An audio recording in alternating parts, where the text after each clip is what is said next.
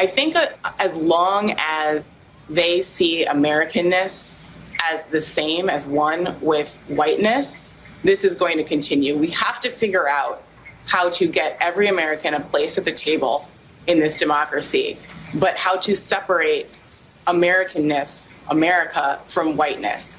Until we can confront that and talk about that, this is really going to continue. I was on Long Island this weekend visiting a really dear friend, and I was really disturbed. I saw, dozens and dozens of pickup trucks with, explicatives against Joe Biden on the back of them, Trump flags, and some cases just dozens of American flags, which is also just disturbing because essentially the message was clear. It was, this is my country. This is not your country.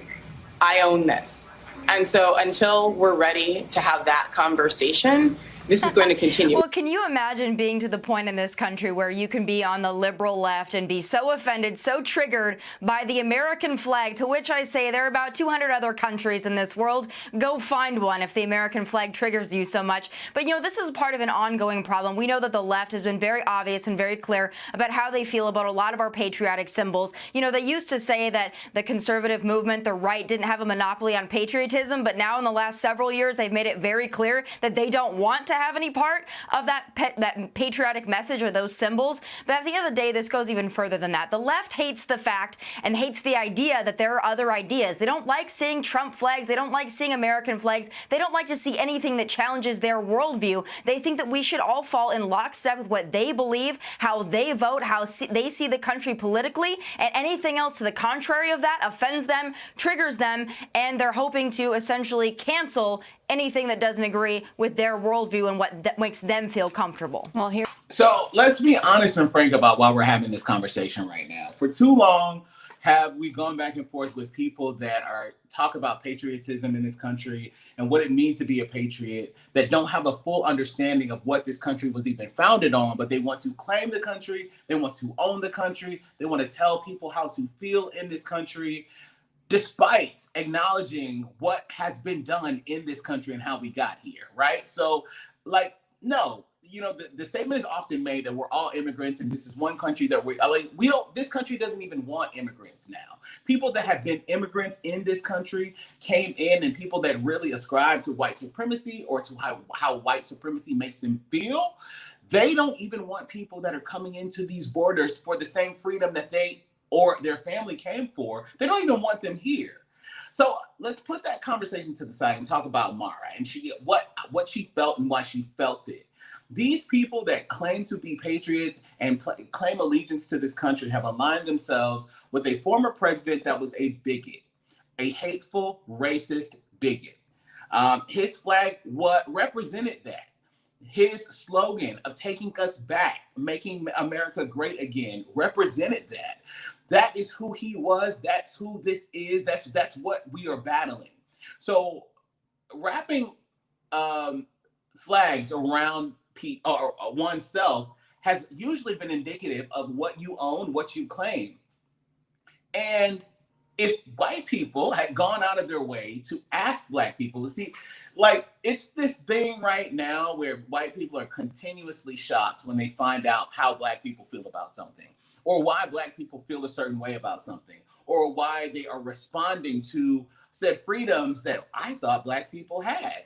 But if you were to have a conversation with black people, you would know that most black people, and I'm not saying that there isn't one or that you can't find one. I'm not even saying that the black experience is monolithic, because it's not. But generally, black Americans, people that are descendants of the people that built this country, don't feel any allegiance to that flag. In fact, when you see black Americans interacting with first-generation black immigrants, whether they are from the Caribbean or from an African nation, there's usually jealousy that ensues. Why? Because they can rep their flags. They have celebrations that they rep. And do you know what we do on the 4th of July? We wear black. And it's hot as hell on the 4th of July. But you know what my black ass has been wearing since I could breathe? Since I remember, I don't feel an allegiance to that flag. It's not a sign of home. It's not a sign of protection. It's not a sign of freedom. And so for you to take your whiteness and weaponize it and say, well, why don't you, Tommy is the same, or Tommy, or whatever her name is. She's the same as the racists of old. She's no different than a Strom Thurmond, no different than an Abraham Lincoln, honestly. Like, if you don't like it here, then take it. There's 200 other countries that you can go to. But this is mine, though. You brought me here, and part of being a patriot, part of what this Constitution that people say is tried and true and probably the most authentic and the best document that's ever written, it's an old-ass document that needs to be rewritten. But inside of it are freedoms, whether they were intended for me or not. And part of being a patriot in this country means that you do what you want. Literally, that's what free means. And that freedom, is under attack.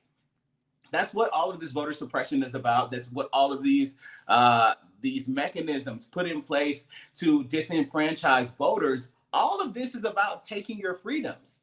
But, my argument is the same. It's been the same on any platform I've been on with Colin Kaepernick or anyone else. The reason that people are upset is because they don't understand what that freedom means. They don't understand the freedom that we have. They don't even understand that a president is not a king.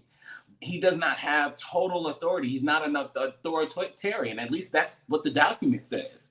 But your freedom, part of the reason that people in the armed forces will tell you that, any branch of the military, they tell you that they go to war and they sign up to protect this country because it protects that freedom. For you to do what you want, it's actually very patriotic for you to say, I don't give a damn about that flag.